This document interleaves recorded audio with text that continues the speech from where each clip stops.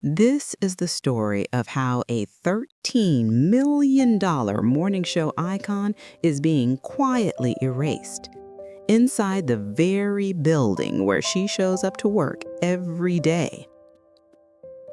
Gayle King. For a decade, she has been the face of CBS Mornings. The paycheck is enormous. The platform is national. The image is polished to perfection.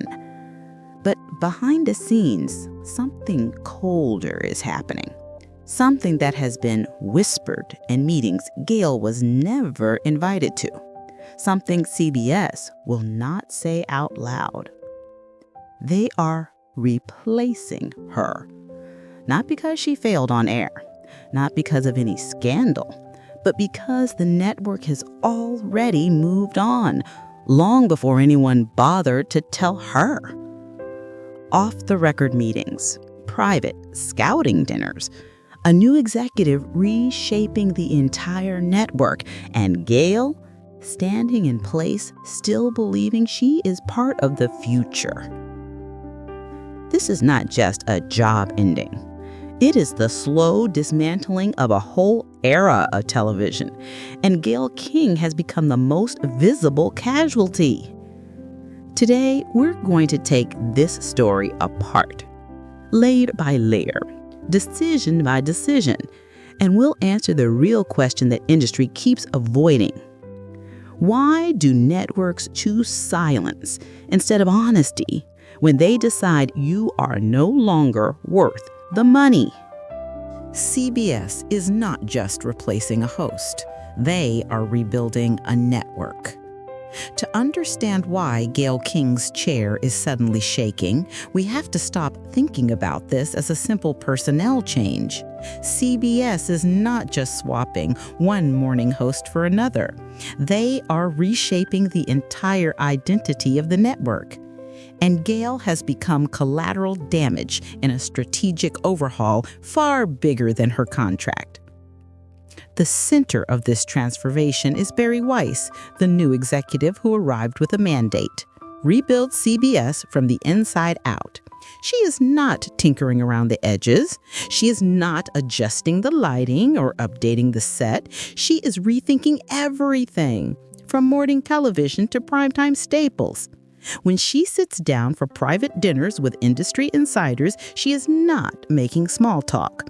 She's collecting intel, planning moves, drawing the blueprint for a new era.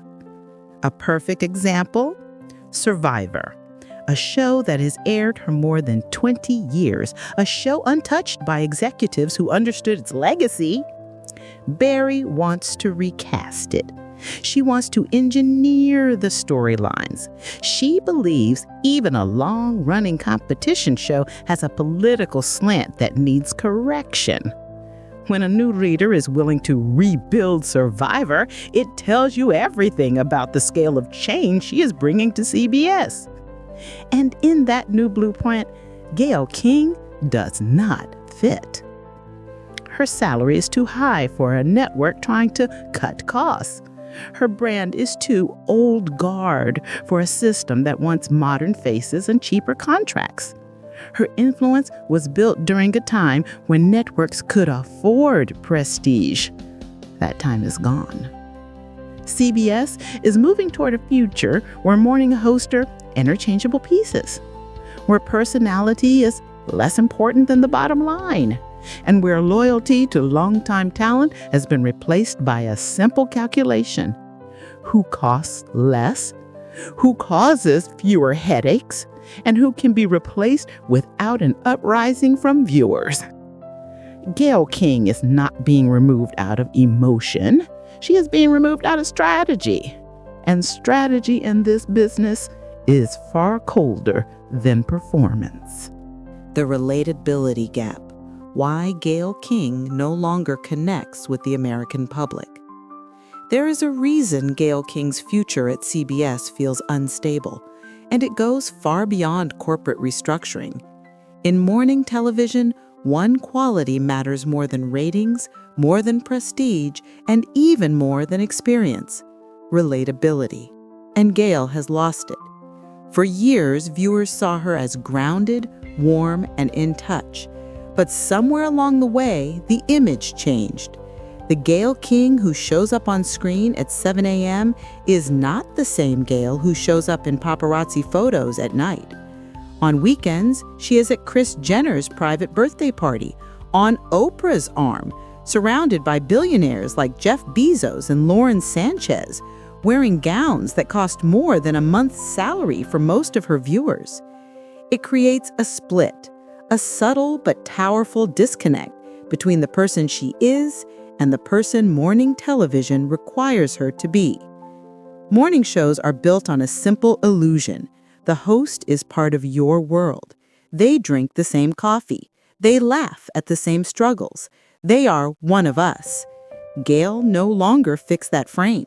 The average viewer is dealing with rising rent and grocery bills, not a guest list full of Hollywood elite.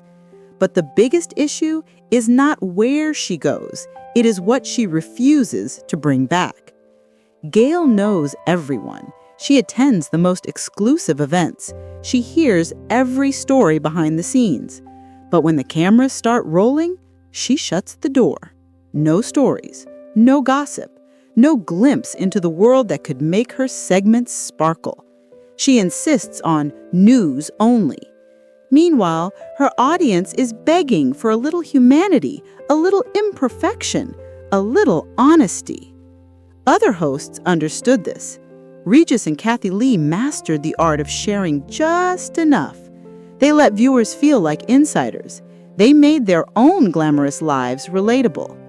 Gayle, on the other hand, keeps everything off limits. And in a business built on connection, that choice is a silent career killer. This is not about competence. Gayle is competent. It is about resonance. And right now, her public image and her real lifestyle are moving in opposite directions.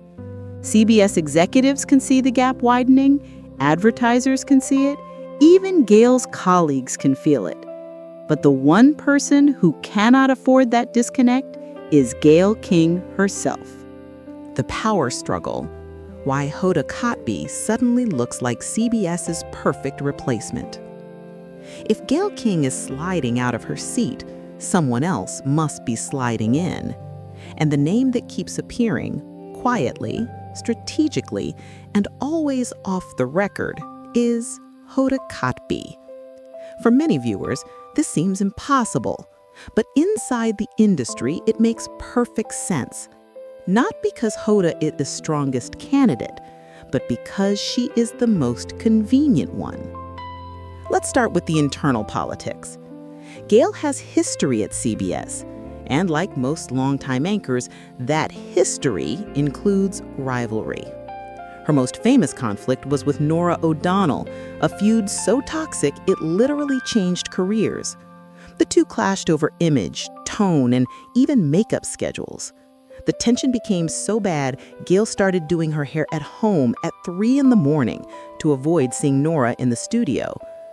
Eventually, Norah was reassigned to Washington, a move many insiders still blame on Gayle. And just like that, the quiet war began. Now, with Gayle's position weakening, Norah believes she finally has a chance to reclaim power.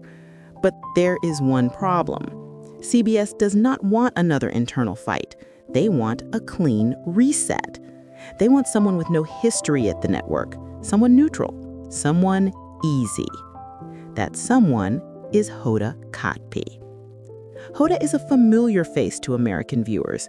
She is warm, she is safe, she brings no political controversy, she brings no elite glamour, and most importantly, she is affordable. Unlike Gayle's $13 million salary, Hoda can be hired for a fraction of the cost. For a network aggressively cutting budgets, that alone is a massive advantage. But Hoda has her own motivations too.